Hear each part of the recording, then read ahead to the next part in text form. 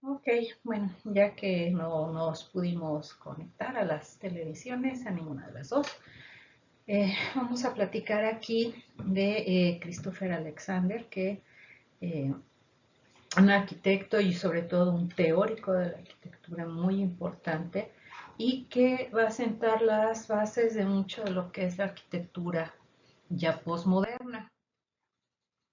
Él trabaja lo que son los sistemas de patrones y bueno, como dice aquí, partiendo de la premisa de que los usuarios de los espacios arquitectónicos saben más que los arquitectos sobre el tipo de edificios que necesitan, que es la realidad, o sea, pues el usuario sabe más, en general, no siempre, pero bueno, él crea este término de lenguaje de patrón o lenguaje de patrones, en el cual la idea es que pongan la arquitectura al alcance de personas, no necesariamente arquitectos, sino que prácticamente cualquier persona más o menos versada en el asunto pueda utilizar. Esto lo va a reflejar en un libro que se llama Un lenguaje de patrones y bueno, aquí pueden ver algunos de los dibujos, de los ejemplos que vienen citados en este libro. Ahora bien, este libro, que fue, eh, digamos, la base para el de patrones, se llama El modo intemporal de construir. No es fácil conseguirlo, la verdad, no lo pude encontrar en PDF, pero bueno, a lo mejor por ahí hay algunos, por lo menos extractos de este libro.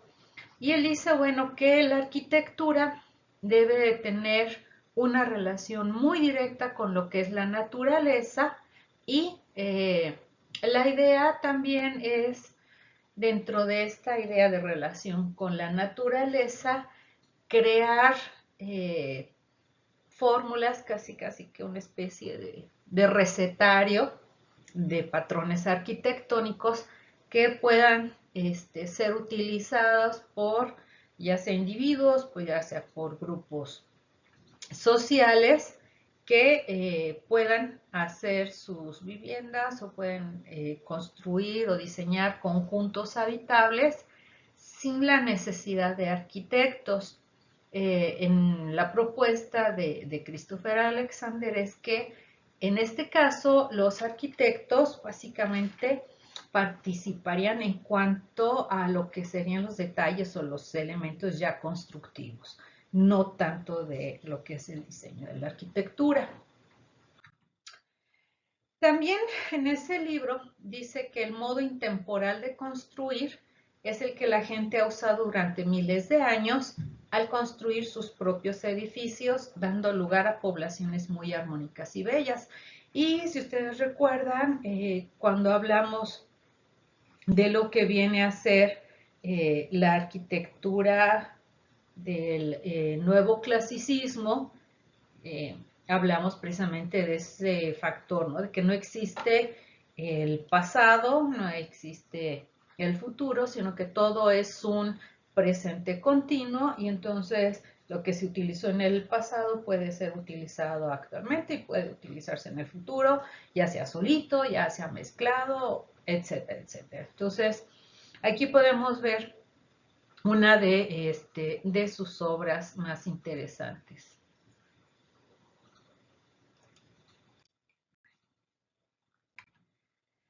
Eh, Él considera la arquitectura moderna, es decir, la primera mitad del siglo XX, con su control detallado y definido del proceso de construcción como ridícula y estrecha e inhumana. Una psicosis pasajera en la historia de la creación del hombre. O sea, su crítica es muy, muy dura, pero como ustedes recuerdan lo que vieron el semestre pasado, la arquitectura moderna, funcionalista, buscaba que fuera una solución a todos los problemas sociales, que fuera uniforme, lo mismo para todos. Entonces, Este tipo de arquitectura pues sí fue muy, muy criticada por Christopher Alexander. Ahora, ¿cómo considera o cómo maneja él este asunto del lenguaje de patrones? En la parte de este libro que se llama Ciudades, Edificios y Construcción dentro del lenguaje de patrones, habla de crear o de tener un sistema práctico de arquitectura en una forma que un matemático teórico o un científico de la computación llamaría gramática generativa. Es decir, un modelo que puede ser reinterpretado, replicado, pero adaptado. Y pueden ver aquí este ejemplo que básicamente la parte de arriba y la parte de abajo cumplen las mismas funciones, pero al utilizar diferentes patrones nos va a dar como resultado un lenguaje formal diferente. La inspiración del libro de lenguaje de patrones fueron las ciudades medievales, como este ejemplo que tenemos aquí de una ciudad medieval amurallada, obviamente es una acuarela bastante antigua. Y la idea es que esas cualidades de ser atractivas y de ser armoniosas se debe a que fueron construidas según regulaciones locales que requerían ciertas características, pero que permitían adaptarlas a situaciones particulares. Y bueno, ustedes recuerdan, ya que esto lo vieron en tercer semestre, creo, cuando vieron todo lo que fue la etapa medieval, que estas trazas son de plato roto, ya que eran ciudades que no necesariamente tenían una planeación, simplemente se ubicaban los edificios más importantes, que es el templo, como pueden observar ahí está con techito verde, es el único que tiene techito verde, está la torre para darle toda la información, o sea, como un elemento de comunicación, las torres de vigilancia alrededor, pero bueno, un, eh, una muralla que va a contener esa ciudad. Que bueno, como ustedes también vieron, a la larga pues se sobresaturaban, ya no había espacios abiertos, pestes, etcétera, etcétera. Pero aquí lo que analiza Alexander es esa armonía de una vivienda con la otra. En este libro también se suministran reglas e imágenes y se recomienda que las decisiones sobre la construcción se tomen de acuerdo al ambiente preciso del proyecto. Es decir, recuerden que al principio mencionamos que uno de los elementos importantes de Christopher Alexander es esa relación entre arquitectura y naturaleza entendiéndola en todos sus aspectos, desde los físico-geográficos, clima, topografía, etcétera, etcétera, hasta lo que vendrían a ser los ambientes construidos que se encuentran alrededor. Y bueno, este es un proyecto que hace para Chikusa en Japón, en el cual vemos la adaptación de los diferentes volúmenes, de los diferentes bloques a un contexto natural. En este libro también se van a describir métodos exactos para construir diseños prácticos, seguros y atractivos a cualquier escala, desde regiones enteras hasta la simple perilla de una puerta. Entonces, estamos hablando de que estos patrones pueden ser utilizados en múltiples niveles, ¿sí? Desde objeto, edificio, barrio, ciudad, región. Entonces, esta es una más o menos idea de lo que busca o pretende Christopher Alexander al crear este patrón, este lenguaje de patrones. Y aquí vemos precisamente un campus de una universidad. No puedo ver los nombres completos porque ahí está mi cara, entonces, sorry. Pero bueno, se pueden ver lo que son los modelos repetidos.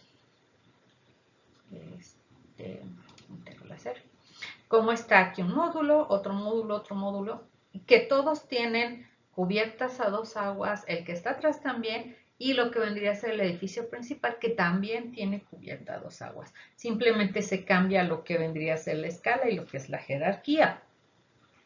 Este patrón, que podemos verlo aquí, es que estos patrones consisten únicamente de patrones clásicos probados en el mundo real y reseñados por múltiples arquitectos por su practicidad y belleza. Es decir, retoma aquellos que todo el mundo dice que son bonitos y todo el mundo dice que valen la pena y podemos observarlo en esta imagen con lo que son las cubiertas a dos aguas, pero si se fijan bien es una reinterpretación de lo que es la arquitectura griega.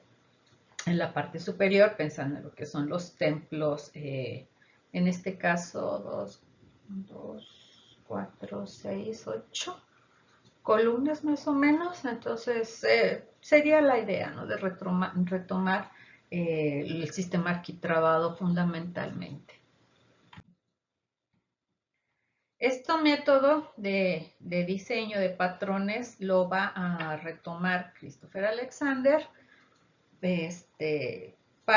en la Universidad de Oregon, y se crea lo que se conoció como el experimento de Oregón. La idea es que utiliza como método de planificación oficial el sistema de patrones. Y bueno, también en varias partes, varias ciudades de Estados Unidos principalmente, ha sido tomado como un código de construcción. Es decir, ¿quieres construir? Chécate este libro de patrones y de ahí tomas tus ideas principales. Más o menos, en algunos casos se va a dar de esta manera. Ahora, la definición de patrón es: cada patrón describe un problema que ocurre una y otra vez en nuestro entorno, o sea, factor repetitivo, para describir después el núcleo de la solución a ese problema, o sea, cuál es la esencia, de tal manera que esa solución pueda ser usada más de 1.000.000 de veces sin hacerlo ni siquiera 2 veces de la misma forma. Entonces, recuerden que muchas veces se los he dicho, o sea, la arquitectura no surge de manera espontánea, siempre surge como respuesta a una necesidad social. Entonces, si identificamos la esencia de esa necesidad social, podremos entonces crear diferentes soluciones a esas necesidades. Y bueno, este es un proyecto de vivienda de interés social en México, creo que era en Tijuana, no alcanzo a ver. Ahora, esta idea de las soluciones que pueden ser utilizadas millones de veces está basada en un paradigma, y ese paradigma él lo considera que se apoya en 3 conceptos básicos: la cualidad, la puerta y el camino. Entonces, este es un ejemplo de una de las casas que están diseñadas con este mismo concepto de patrones. Entonces, el primero sería la cualidad, o la cualidad sin nombre, que es como lo menciona dentro de lo que es su libro, en el que dice que la esencia de todas las cosas vivas y útiles que nos hacen sentir vivos nos da satisfacción y mejora la condición humana. Y una de las formas que se puede lograr precisamente este asunto de la cualidad es cuando integramos a la naturaleza dentro de nuestros proyectos. Este es un asilo o un albergue para personas en situación de calle, y como pueden observar, con la naturaleza y estos elementos crea un ambiente pues más acogedor fundamentalmente. Ok, la segunda es la puerta, que es el mecanismo que nos permite alcanzar la calidad. Se manifiesta como un lenguaje común de patrones la puerta es el conducto hacia la calidad. Y uno de los elementos más utilizados, por supuesto, es esa relación de espacio interior con espacio exterior, a través precisamente de elementos como ventanales, puertas, etcétera, etcétera. Incluso con limitantes no precisamente físicas, sino virtuales, como podría ser un espacio intermedio como un pórtico. Entonces, son diferentes soluciones que se pueden dar. Y finalmente, lo que es el camino, que en el libro lo menciona como el camino eterno, que dice que siguiendo el camino se puede atravesar la puerta para llegar a la calidad. Y bueno, esta es otra de las imágenes de ese mismo campus de la Universidad de New Aging, en el cual podemos observar precisamente lo que es el camino que va a unir lo que viene a ser la puerta con los elementos de diseño básico. Bien, ahora, este otro libro de Christopher Alexander, La naturaleza del orden, se caracteriza por una cualidad especial que él llamaba la cualidad sin nombre, que después la llamaba totalidad. Se relaciona con los seres humanos e induce los sentimientos de pertenencia al lugar y a la estructura. Entonces estamos hablando del concepto de identidad generado por esa relación entre el ser humano y el espacio que habita en sus diferentes escalas. Entonces, como habíamos comentado, o sea, la identidad tiende incluso a transformar la arquitectura en muchos sentidos. ¿Se acuerdan el ejemplo que les había mencionado de que cuando se entregan las casas de interés social, todas igualitas, igualitas, y al día siguiente ya alguien le puso la maceta, alguien le pintó de otro color, etcétera? ¿Por qué? Con esa idea de crear elementos que permitan al usuario identificarse con ese espacio habitable. Entonces, esa relación dice que es una cualidad que se encuentra en la mayoría de los edificios históricos y espacios urbanos, sobre todo los edificios históricos, porque han pasado de generación en generación en generación y eso ha creado esta relación de identidad a largo plazo. Ejemplo fácil, la catedral de aquí de Morelia, ¿no? O sea, hay una relación de los morelianos con ese edificio, aun cuando no fueran católicos, de todos modos como que dicen, ese es el edificio más importante de Morelia. Entonces, hay ese sentido de identidad, de pertenencia hacia este espacio. Ahora, Alexander intenta capturar en sus teorías matemáticas de diseño, ya saben que su maestra odia las matemáticas y no tenemos una buena relación, pero bueno, nos vamos con la idea de lo que él menciona que son 15 propiedades estructurales fundamentales de la totalidad, que ya dijimos que es la cualidad sin nombre, que se ha identificado que son bastante recurrentes y determinan el carácter de los sistemas vivos. Es decir, es parte de la esencia de lo que viene a ser los patrones, el lenguaje de los patrones en arquitectura. El primero son los niveles de escala. La escala, obviamente, cuando nos referimos a la forma en que percibimos el tamaño de un elemento o espacio en relación con otras formas a su alrededor. La relación de los elementos más pequeños que determina el carácter y el grado de la vida del conjunto. Lo que se puede aplicar a nivel micro se puede aplicar a nivel macro y es importante que los saltos entre diferentes escalas no sean demasiado grandes o demasiado pequeños. Y bueno, aquí podríamos hablar de los diferentes ejemplos. Por ejemplo, cuando hablamos de arquitectura religiosa, ¿sí? Las catedrales góticas, entramos y cómo se siente el ser humano chiquito ante aquella inmensidad. Entramos en un templo católico barroco, tenemos muchos aquí en Morelia, y sí tenemos una relación, pero ya no de hormiguitas, sino ya nos sentimos pequeños, pero no tan pequeños dentro del espacio. Y bueno, después tenemos algunas capillas y demás en los que nos sentimos a gusto porque están a escala humana. Entonces, estos son los diferentes niveles que pueden existir y que los tenemos también en muchos aspectos, tanto de arquitectura como de espacios abiertos. El segundo son los centros fuertes. En lugar de la visión tradicional de una geometría aislados en el espacio, un verdadero centro se define no solo por su cohesión interna, sino por su relación con el contexto. Esto sobre todo lo podemos identificar cuando hablamos de espacios centrífugos y espacios centrípetos. Entonces, un centro fuerte solo puede ocurrir cuando otros centros lo están intensificando.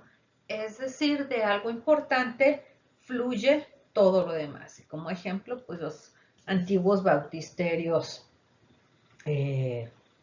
bizantinos principalmente, ¿no? Más o menos sería un ejemplo que podríamos mencionar. Los límites, que es la articulación de una forma, depende en gran medida de cómo sus superficies se definen y se encuentran en los bordes. Ok, entonces decimos que la articulación de una forma depende en gran medida de cómo sus superficies se definen y se encuentran en los bordes. Todos tenemos límites, tanto físicos como psicológicos, y obviamente cuando hablamos del espacio igual tenemos límites que pueden ser físicos o que pueden ser simbólicos. O inclusive, como menciona aquí Christopher Alexander, marca una separación entre lo que es posible realizar y lo que no lo es. El cuarto punto es lo que él menciona como repetición alternada, que es la repetición de elementos recurrentes en una composición según su proximidad a la otra. Es decir, lo que llamaríamos en serie, fundamentalmente, y que también tiene mucho que ver con el compartir características formales o visuales. Entonces, esto no significa que tengan que ser todas igualitas, perfectamente idénticos, para agruparse de manera repetitiva. El chiste es que tengan un rasgo en común, como el ejemplo que vimos anteriormente de los módulos con cubiertas a dos aguas. El espacio positivo se refiere a un espacio en forma. Cuando un elemento se produce en el espacio, el elemento no solo existe con su propia forma, sino que también actúa para definir la forma del espacio alrededor de ella. Es decir, tenemos un círculo, pero ese círculo no solamente está definido por lo que está dentro, sino por lo que está afuera. Y esa diferencia entre el adentro y el afuera es lo que nos va precisamente a crear ese espacio positivo. Ahora, para que algo sea conjunto, tanto el elemento en sí y el espacio que lo rodea debe comprometerse el uno al otro, cada uno debe intensificar a la otra parte.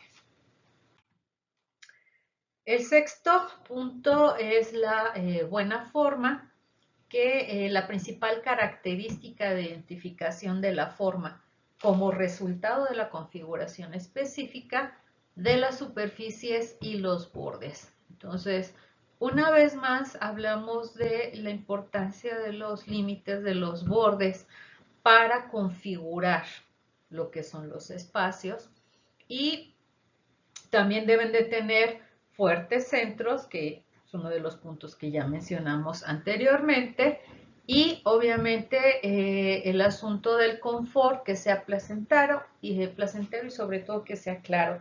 Es decir, que la habitabilidad de esos espacios, de esas formas, sea de manera intuitiva. Las simetrías locales, que es el séptimo punto, habla acerca de la distribución equilibrada de formas equivalentes o espacios alrededor de una línea o punto común.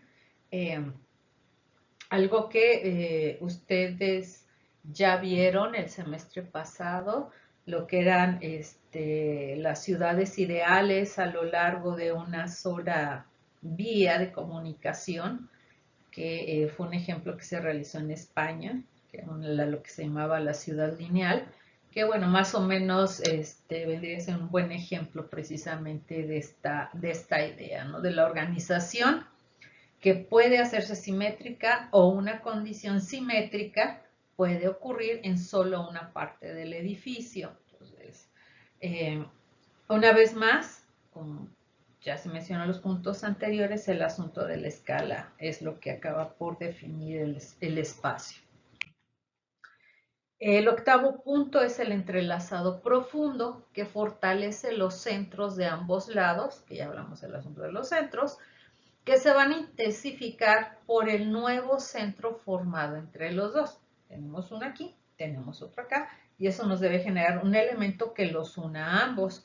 Un ejemplo podría ser las casas que se encuentran sobre la calzada de San Diego, que más o menos tienen el mismo diseño y que todos tienen un patio central. ¿Sí? Entonces, muchas veces estos van a ser divididos a la mitad para hacer las famosas viviendas de Alcayata, que también ya lo vieron cuando estaban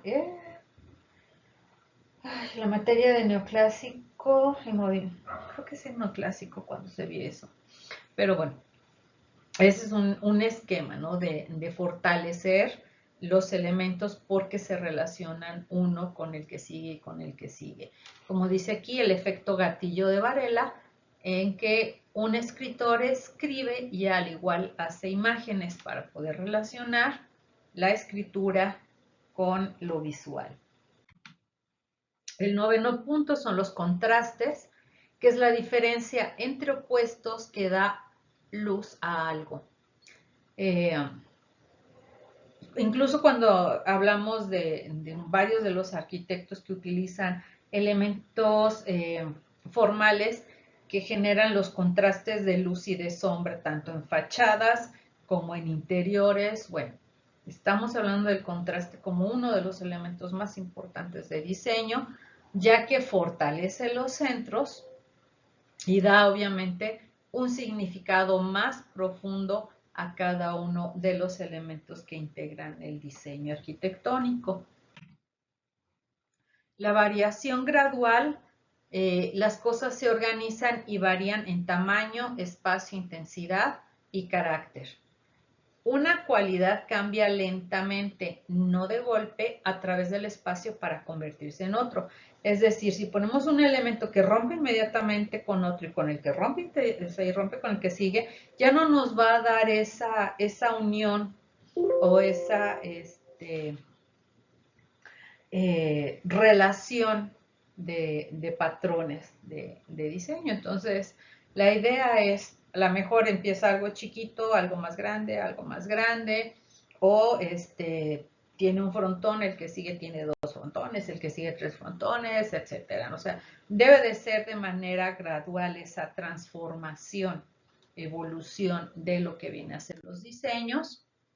Tenemos esta palabra muy divertida que es la asperosidad, que se refiere a la forma extraña, el espaciado irregular y el cambio en el patrón en la esquina. Entonces tenemos variaciones dentro de lo que viene a ser esa sucesión de diferentes patrones y bueno, él dice que la percepción humana está acostumbrada a la regularidad y la perfección de producción masiva.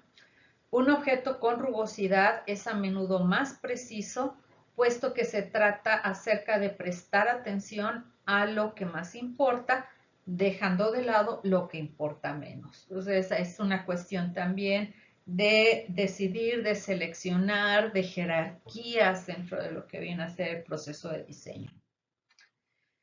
El 12º son los ecos, que son todos los diversos elementos de los que están hechos los centros más grandes y que tienen una cierta similitud de carácter.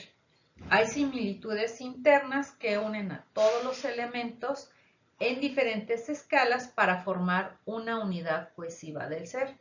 Es decir, si ustedes recuerdan, el eco es cuando se repite un sonido una y otra y otra y otra vez, pero cada vez con menor y menor fuerza. Entonces, más o menos vendría a ser esta idea de si tiene una unidad, porque es la misma palabra, por decirlo de alguna manera, pero cambia su intensidad. El vacío son los objetos o elementos que tienen la mayor profundidad, generan un área de profunda calma y la quietud. Un vacío delimitado y contrastado por centros intensos alrededor de ella, que ofrece una calma, alivia el zumbido y fortalece el centro, que es como lo define Christopher Alexander, y que bueno, pues simplemente es eso que queda en medio de, sin nada dentro de. La calma interior, producto de lo que es el vacío, habla de que los seres vivos tienden a tener una simplicidad especial. Lo que hace la simplicidad es eliminar los agentes sin sentido de un elemento, lo que a menudo distraen y confunden su verdadera naturaleza. Esto, si ustedes recuerdan, existe este libro ¿de qué? Ornamento y crimen, no recuerdo cómo se llama, pero en el cual se consideraba que cualquier decoración estaba mal vista porque era un desperdicio de recursos económicos, constructivos, porque no eran necesarios. Entonces, eso es lo que te distrae. Si ustedes recuerdan, cuando se da todo lo que es la reforma de Lutero, la reforma protestante, una de las ideas de la Iglesia Católica en ese momento fue crear el barroco, o retomarlo para lo que son las iglesias y hacerlos muy complejos, llenos de elementos, de oro, santitos, altares, etcétera, etcétera,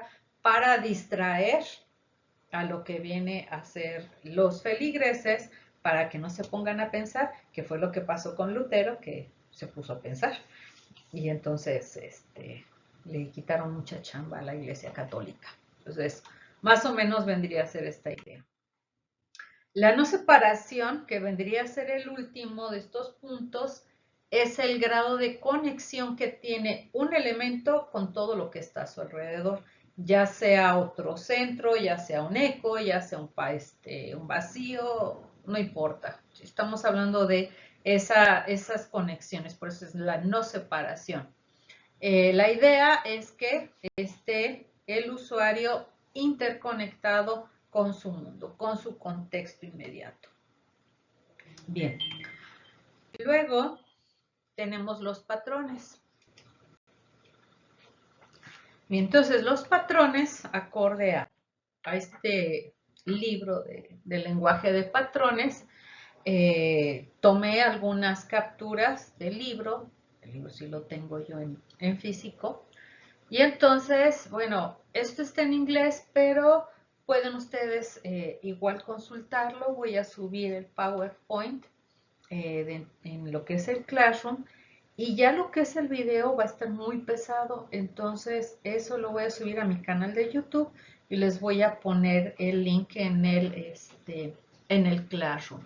Entonces, uno de los primeros temas que él maneja son las regiones independientes, en los cuales habla de las diferentes, así que escalas, de la distribución de las ciudades, de valles de agricultura, ciudades que están en la zona rural, por ejemplo. Luego habla también acerca de los mosaicos de subculturas, la magia de la ciudad, lo cual es interesante, sobre todo si pensamos en los pueblos mágicos. Quién sabe si desde ahí surgió el concepto. Habla también de patrones de ciudades más grandes, habla de las comunidades de 7,000 habitantes, llega también a lo que son los límites de los barrios, de los vecindarios. Habla de lo que es la red de transporte público, la red de centros comerciales, los mini autobuses. Luego habla acerca de características de los vecindarios como el límite de 4 pisos, que debe de dejarse nada más un 9% del espacio total para estacionamientos, que en el caso de nosotros ya no lo hacemos, pero bueno, ciudades, perdón, carreteras o caminos paralelos. Algo muy interesante, el acceso al agua, ya desde entonces existía este problema, pero también habla acerca de hombres y mujeres, de una separación por sexo que lo interpreta como lo que más adelante se trabaja, que es lo que llamamos la arquitectura o las ciudades de género. Entonces, es otra visión la que maneja Alexander. También tenemos algunos elementos que deben de integrarse a las ciudades, como los anillos periféricos, lo que vendría a ser las calles comerciales, la vida nocturna, que ahí queda pensándose hasta dónde se llega. Luego lo que son los clústeres de casas, el papel importante, sobre todo ahorita que ya nos estamos haciendo mi generación viejitos. Entonces, ¿qué hacemos con las personas viejitas? Habla también de aspectos como la universidad, lo que vienen a ser los edificios administrativos como el ayuntamiento, centros de salud, calles verdes, puertas principales o accesos principales, cruces de avenidas, caminos para bicicletas, o sea, ciclovías, la importancia de los niños en lo que viene a ser el diseño de las ciudades, lo que es la esencia tal vez de la sociedad, al menos antes, hoy en día ya no estoy tan segura, pero bueno, que era la familia y entonces casas para una familia pequeña, casas para una pareja, casas para una sola persona o tu propia vivienda, tal cual es como viene aquí. Y luego habla acerca de los grupos de trabajo, en el cual se habla de conexiones de oficinas, sociedad de adolescentes, casas para niños. Luego viene algunos elementos, el cual me hace muy feliz, por ejemplo, el café de la calle, street. Café, la tienda de la esquina, el beer hall o podríamos decirle el antro de la cerveza, paradas de autobuses, se repite, y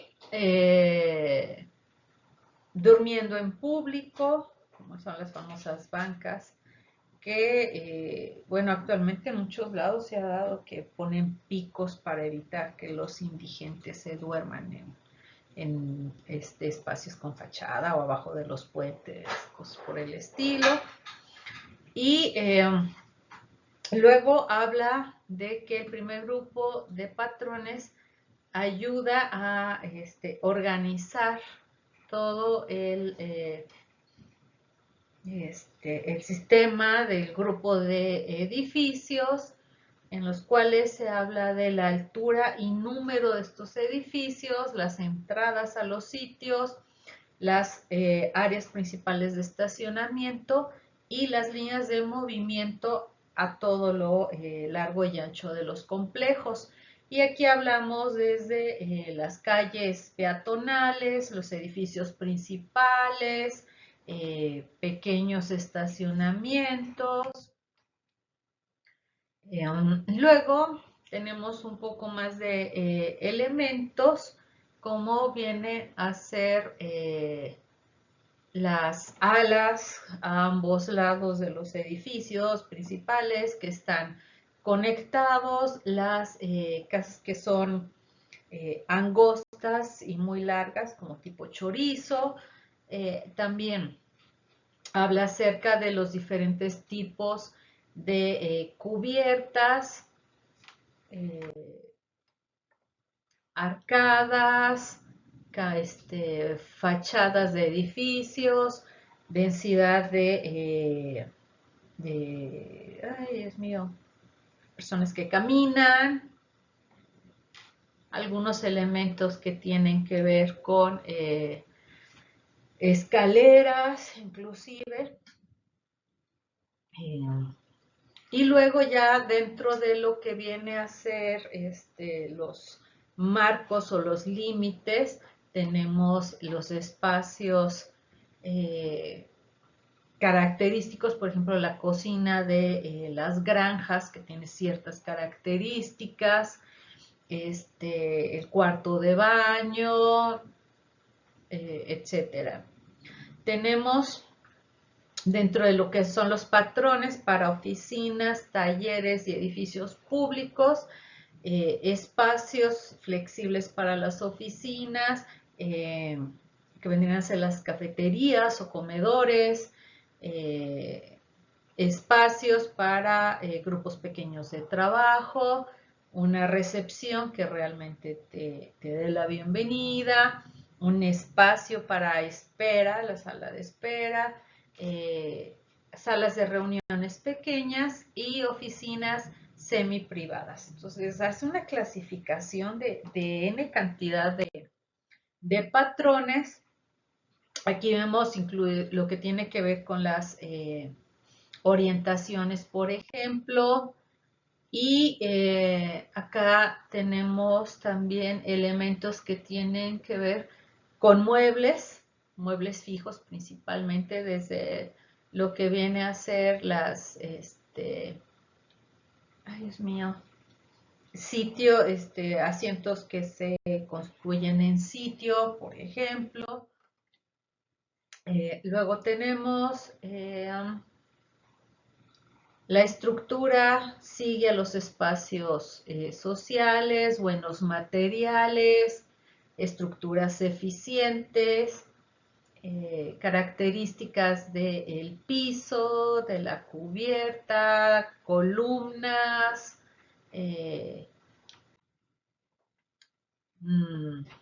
membranas para las paredes, marcos de ventanas o de vanos en general, espacios para los ductos, superficie del piso. Tenemos espacios abiertos, espacios para sentarse, tenemos ornamentos, colores cálidos, manejar contrastes de luz y de sombra. Entonces, estamos hablando que estos son 253 patrones en todas estas características, que, bueno, uno tiene aquí un caso que está poniendo como ejemplo Christopher Alexander, que para hacer un proyecto puedes utilizar 140 patrones para terrazas privadas en la calle o 161 patrones para espacios soleados, o puedes utilizar 251 patrones para diferentes sillas. Entonces, esto viene a ser la propuesta de Christopher Alexander, tener una especie como de menú, en los cuales al combinar todos estos patrones se pueden crear desde ciudades, vecindarios, casas, muebles, a todas las escalas. Y bueno, este video está muy pesado, entonces lo subo a YouTube y les subo el link y el PowerPoint para que tengan siempre a la mano todos los patrones que hay de Christopher Alexander, los 253 que ahorita les mencioné muy rápido. Nada más lo encontré en inglés, o sea, no lo pude encontrar en español, pero podemos utilizar el traductor de Google y ya con eso, ¿sale? Bye.